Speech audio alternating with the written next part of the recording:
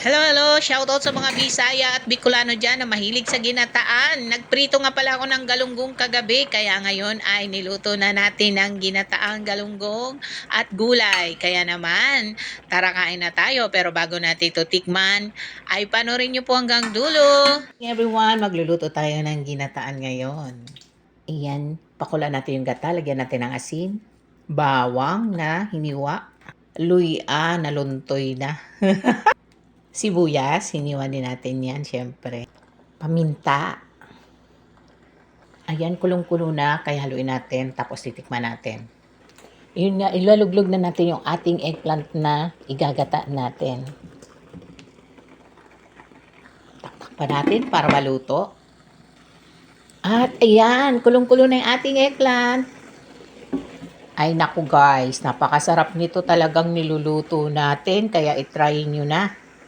Tapos ilagay na natin yung ating Gigi ngayon.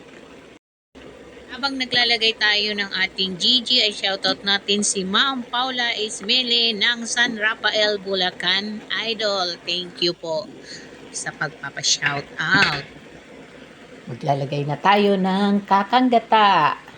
Siyempre, walang piga-piga dito. Kaya, ready to lagay na lang ang ating kakanggata.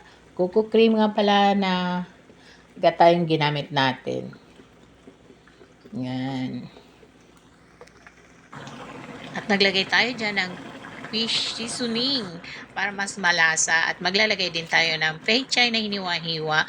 At kung nakarating nga po kayo hanggang sa puntong ito sa aking pagluluto, ay maaari lang po mag-comment at mag-heart naman at syempre pa-share naman din kung nagustuhan nyo po ang aking video at maglalagay tayo dyan ng mga sili. At syempre mag-comment kayo kung taga saang lugar po kayo para sa susunod na video ay kayo naman ang aking isa shoutout. Kaya naman tara kain na tayo dahil gutom na ako. Kumuha na din kayo ng bahaw nyo at sabay-sabay tayong kumain ng agahan, tanghalian, hapunan at good morning everyone.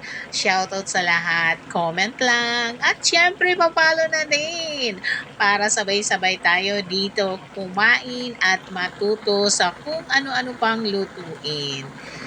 Shoutout nga pala sa mga taga-barangay Hangtod. Okay na yung lasa. Kain na tayo.